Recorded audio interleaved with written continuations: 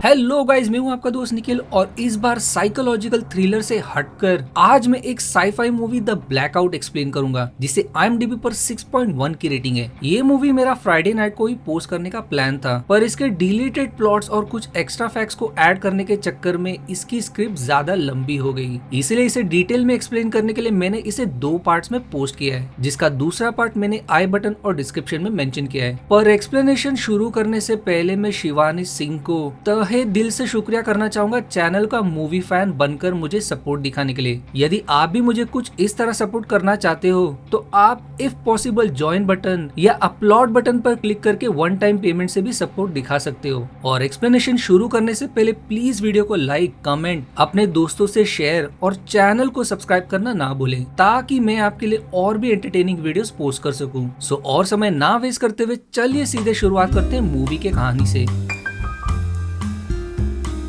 Movie का समय एक एडवांस एरा में किसी अननोन मिलिट्री आउटपोस्ट पर अचानक से खतरे का सायरन बजने लगता है और सारे तैनात सोल्जर्स दुश्मन का डटकर सामना करने के लिए अपने पोजीशन संभालते हैं। रडार के अनुसार दुश्मन इंसान से भी विशाल और उनसे स्ट्रॉन्ग इलेक्ट्रोमैग्नेटिक रेडिएशन महसूस हो रही होती है और वो तेजी से उनकी तरफ बढ़ रहे होते हैं। खतरा उनकी तरफ पहुंचता ही है कि मूवी अब 1 महीने पीछे मॉस्को सिटी की तरफ मुड़ जाती है, जहाँ मूवी के one of the leading characters और आर्मी कपल्स ओलेग और रायना किसी फैंसी रेस्टोरेंट्स पर डाइन कर रहे होते हैं और सीन फिर से कट होकर एक हवाई जहाज की तरफ मुड़ जाती है, जो अचानक से चलते चलते ठप पड़ जाता है और सीधे धरती की तरफ बढ़ रहा होता है क्रैश होने के लिए। पर सिर्फ जहाज ही नहीं बल्कि धरती का एक पूरा हिस्सा अंधेरे में छा जाता है और सीन फिर से उन दोनों की तरफ मुड़ते हुए उन्हें न्यूज चैनल से सेम खबर मिलती कि कई देश including some part of Russia अंधेरे में छा गया है और उनका उन देशों से कनेक्शन भी टूट गया है और अभी तक कोई पुष्टि नहीं हुई कि ये टेररिस्ट अटैक है या सिर्फ एक ग्लिच।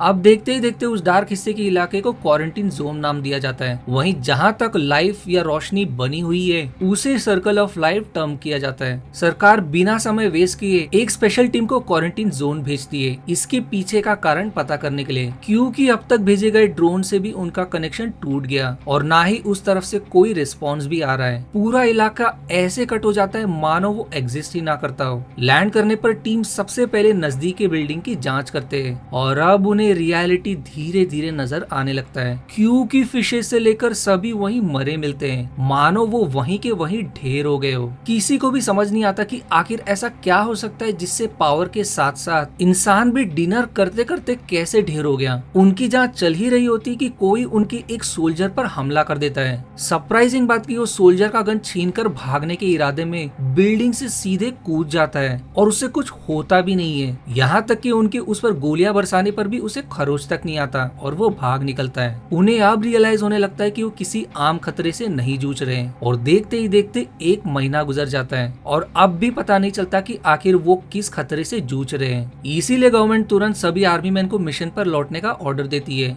और अब मूवी एक और लीडिंग कैरेक्टर यूरी की तरफ मुड़ जाती है, जो खुद भी एक सोल्जर, उसे भी मिशन पर लौटना होगा। वो बहुत ही बुरी परिस्थिति में होता है क्योंकि उसकी mom short term memory loss problem से जूझ रही है और उन्हें ये तक याद नहीं रहता कि उन्हें अपनी मेड्स लेनी है। उनकी फाइनेंशियल कंडीशन भी इतनी अच्छी नहीं होती कि वो नर्स अफोर्ड कर सके उसके गैर हाजिरी में उनका ख्याल रखने के लिए। इसीलिए उसे दिल पर पत्थर रखकर अपने माँ को पड़ोसी के हाल पर छोड़कर जाना पड़ता है। अगले दिन मिलिट्री आउटपोस्ट पहुंचने पर लेफ्टिनेंट मेरिना न्यू टीम से एक शॉकिंग जानकारी शेयर करती है कि क्वारंटीन जोन में मिले लाशों की फोरेंसिक जांच करने के बाद उन्हें पता चला है कि उनकी मौत एंडोजीनियस न्यूरोटॉक्सिन पॉइजनिंग से हुई है, जो दरअसल इंसान का शरीर खुद जनरेट करता है। जाहिर तौर पर ये चिंता करने वाली बात है, क्योंकि इंसान खुद को ही पॉइजन करके क्यों मारना चाहेगा और खास करके खुद के बॉडी को फोर्स कैसे किया न्यूरोटॉक्सिन को जनरेट करने के लिए। ये अब भी एक पजल है, इसलिए उनका मिशन क्वारंटीन जोन पर पोस्ट बनाकर साइंटिफिक डेटा गैदर करने का होगा कि आखिर कौन और ये सब कैसे हो रहा है। पर अनफॉर्चुनेटली उनके पास लिमिटेड रिसोर्स है, since most of the supplies उनका क्वारंटीन जोन में स्टक है। वहीं ये मिशन मिशन इतना आसान भी नहीं होगा, सिंस पिछले टीम्स जिन्हें माइटी 70 टैंक्स के साथ भेजा गया था उनसे भी पूरी तरह से कनेक्शन छूट गया है। दिन डलने पर मिशन के लिए एमरकॉन टीम को भी डिप्लॉय किया जाता है, जो एक्चुअल टर्म में रशिया की क्वालिफाइड मेडिकल और इवैक्यूएशन यूनिट जिसे इमरजेंसी सिचुएशन में डिप्लॉय किया जाता है, जिसमें सरप्राइजिंगली ओलेग की गर्लफ्रेंड आयोना भी शामिल होती है। पर इससे पहले कि दोनों भी खुद को अच्छे से ग्रीट कर सके, इमरजेंसी सायरन बजने लगता है, क्योंकि उनकी तरफ कोई खतरा तेजी से बढ़ रहा होता है और मूवी अब अपने करंट समय की तरफ मुड़ जाती है। दुश्मन को डिसएडवांटेज देने के लिए मेजर लाइट्स को ऑफ कर देता है और देखते ही देखते कोई विशाल झुंड उन पर हमला कर देता है। सोल्जर्स एक नूब पबजी प्लेयर्स की तरह अंधाधुंध फायरिंग करने लगते हैं, पर सीन कट होकर सीधा सुबह की तरफ मुड़ जाती है और अब हमें पता चलता है कि वो झुंड किसी इंसान का नहीं बल्कि जंगली ग्रिजली बेयर्स का था और इस लड़ाई में कई सोल्जर शहीद हो गए और उनका काफी नुकसान भी हुआ। कैप्टन मेजर को समझ नहीं आता कि आखिर क्यों बेयर्स ने इतने झुंड में टैक्टिकली उन पर हमला किया। तब मेरीना बताती कि सेंसर्स इसका कारण बता सकते हैं। दरअसल मूवी में सेंसर्स रशिया का वो डिपार्टमेंट है जहां नेचुरली बॉर्न सुपर ह्यूमन इंसान पर रिसर्च किया जाता है और उनमें से एक किसी का भी दिमाग पढ़ सकता है, एक रेडियो सिग्नल की तरह। हालांकि ये अब भी एक मिस्ट्री है कि ये शक्ति उसे कैसे मिली, पर क्वारंटीन के अटैक के बाद उसे चोट लग गई और अब सीन उसी साशा की तरफ मुड़ जाती है, जिसे कुछ अजीब ही विजन्स आ रहे होते हैं, जिसके आखिर में किसी अननोन इंसान के पीछे पलटते ही वो झटके में उठता है और कोई अननोन खुद का एज जेनिया परिचय देता है। वो एक शॉकिंग मिस्ट्री रिवील करता है कि ये सब वेव्स अटैक के कारण हो रहा है। पहले वेव ने सभी इलेक्ट्रॉनिक डिवाइस को नष्ट कर दिया, दूसरे वेव ने सभी बायोलॉजिकल ऑर्गेनिजम्स को सेल्फ डिस्ट्रक्ट कर दिया और तीसरे वेव से क्वारंटीन जोन में जो भी सर्वाइव कर गए वो वेव उन्हें नॉर्मल लोगों पर अटैक करने पर मजबूर कर देगा,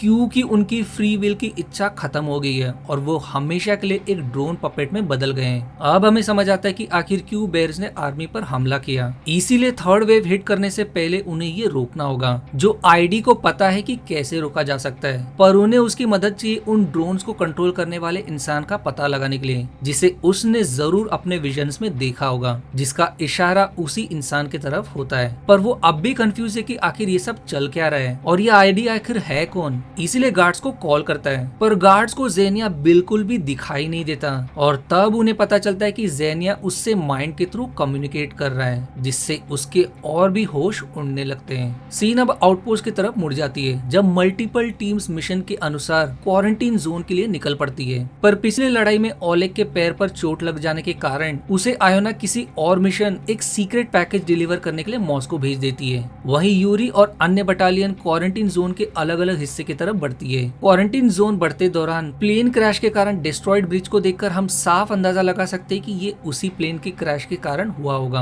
उनका क्वारंटीन जोन के एंट्रेंस में पहुंचने पर बिल्डिंग की कंडीशंस और आगे डिस्ट्रॉयड टैंक्स को देखकर उन्हें साफ समझ आ जाता है कि थर्ड वेव ट्रिगर हो गया है और उन ड्रोन पपेट्स के हाथों मिलिट्री वेपन्स भी लग गए हैं, यानी कि आगे उनका मिशन और कठिन होने वाला है। क्वारंटीन जोन की condition circle of life zone के लोगों में फैलने पर जगह जगह स्टेट ऑफ वॉर छिड़ जाता है, क्योंकि उन्हें लगता है कि ये जरूर मिलिट्री एक्सपेरिमेंट के कारण हुआ है और जवाब की मांग में पूरे शहर में दंगा फसाद छिड़ जाता है। पर सरकार के पास खुद कोई जवाब नहीं होता। एक तरफ यूरी का ग्रुप 7 प्रेस रिपोर्टर ओल्गा को लेकर खतरे से बचते हुए सेफली कीरोव टाउन में ऑब्जर्वेशन सेंटर कैंप करते हैं। वहीं ओलेग हमें ग्रुप 4 के साथ दिखाई देता है, जो कैर्निकोव विलेज में कैंप करने का तय करते हैं, जहां कुछ देर बाद आयोना भी उन्हें मेडिकल नेसेसिटी के कारण से उन्हें ज्वाइन करती है। पर अगर आपको सवाल आ रहा होगा कि ओलेग ने अपना वो मिशन कब कंप्लीट किया और आखिर उस सीक्रेट पैकेज में ऐसा था क्या, तो हम इसके बारे में एंड में डिस्कस करेंगे। अब कुछ दिन बीत जाते हैं और खतरे का कोई साइन नजर नहीं आता, खास करके लोग पूरी तरह से गायब होते हैं, किसी की लाश तक नहीं मिलती। फिर तभी यूरी का ग्रुप नोटिस करता है कि उनके करीब के स्टोर का डोर खुला है, जो उसे याद था कि उनके आने पर वो बंद था।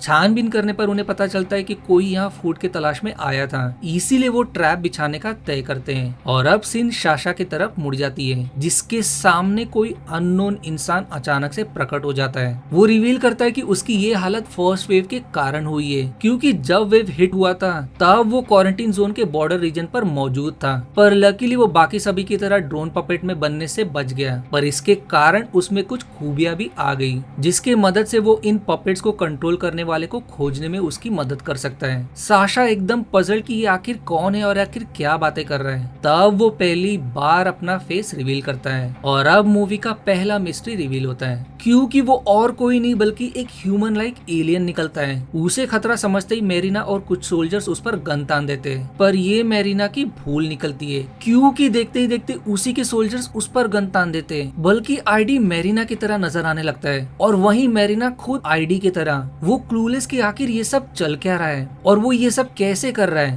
तब वो क्लियर करता है कि वो किसी के भी माइंड को मैनिपुलेट कर सकता है, क्योंकि दोनों ने रूप नहीं बदला बल्कि उन सोल्जर्स को ये सोचने पर मजबूर कर दिया कि मेरिना ईड और वहीं वो खुद मेरिना है। वो एक शॉकिंग जानकारी शेयर करता है कि वो है जिसे इंसान भगवान कहते हैं और सून उसी की तरह मिलियंस में लोग इंसानों को धरती से गायब करने के लिए आने वाले हैं, पर वो उनके साथ है इसलिए उनकी मदद चाहता है ऐसा होने से रोकने के लिए। वो बताता है कि ये अटैक उनके रेडिएशन रिलीज करने के कारण हुआ जिसने उस जोन में मौजूद लोगों को पपेट्स में बदल दिया। उस अटैक का ऑर्डर उसे देना था जब चांद समुद्र की तरफ पॉइंट कर रहा हो, पर उसने पहले ही ये ऑर्डर दे दिया जब चांद धरती के उस सेक्शन को पॉइंट कर रहा था, जिसके मदद से रेडिएशन उस सर्कल ऑफ लाइफ के जोन में फैलने से रुक गया और जो भी क्वारंटीन जोन में था वो बस अब पपेट में बदल गए हैं जो कभी अपने नॉर्मल स्टेट में नहीं लौटेंगे। बहुत जल्द वो पपेट सर्कल ऑफ लाइफ के लोगों पर हमला करेंगे as a part of third wave of colonization को अंजाम देने के लिए। रियलिटी में वो एक एलियन है जिनका सूरज नष्ट हो गया, इसीलिए अपना प्लेनेट छोड़कर वो नए घर के तलाश में निकल पड़े और उन्हें ये धरती रहने लायक मिली क्योंकि धरती का सूरज काफी यंग है कई वर्ष तक सर्वाइव करने के लिए। सबसे बड़ी और शॉकिंग जानकारी वो शेयर करता है जो इंसान के अस्तित्व और वजूद के बिलीव को हिलाकर रख देता है कि रियलिटी में 3 वेव्स के पहले एक 0 वेव भी ट्रिगर किया गया था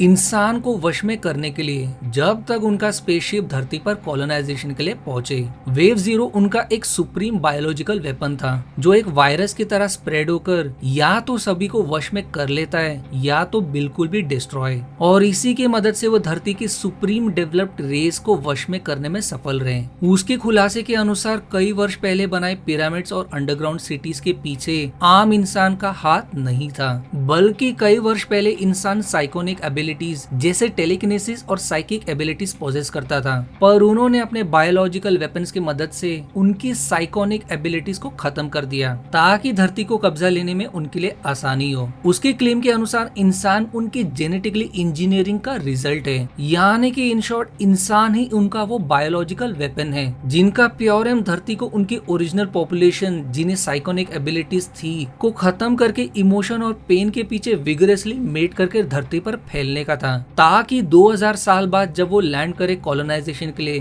तब धरती बिल्कुल भी रेडी रहे, क्योंकि उनके एंटायर पॉपुलेशन को कैरी करने वाला स्पेसक्राफ्ट एरमेडा में कैपेबिलिटी नहीं थी लाइट की स्पीड में ट्रैवल करके धरती तक पहुंचने के लिए। इसीलिए उन्होंने कुछ smaller but light speed capable bioweapon equipped ships hyper space के थ्रू भेजे जो डेस्टिनेशन तक चुटकी में पहुंच जाता है। पर मेरिना को थोड़ा राहत महसूस होता है कि कम से कम इन्वेजन के लिए अभी भी 2000 साल बाकी है। पर रीड एक और फाइनल ब्लो मेरिना को देता है कि एरमेडा कल ही लैंड करने वाला है, जिसका सीधे मतलब है कि आज से 2000 साल पहले ही वो शिप निकल चुका था और उनका वेव 0 अटैक भी 2000 साल पहले ही अंजाम दे दिया गया था। वो एक और खास जानकारी शेयर करता है कि उनका और इंसान का डीएनए एक ही तरह का है, गॉड ने दोनों को भी एक ही की तरह बनाया है। फर्क बस इतना है कि इंसान उनका ट्रंकेटेड वर्जन है, वहीं वो कभी बूढ़े या बीमार होकर मरते नहीं क्योंकि उनके शरीर के सेल्स हमेशा रिन्यू होते रहते हैं, इसीलिए वो हमेशा जिंदा बने रहते हैं अनलेस किसी ने उन्हें मारने की कोशिश नहीं की।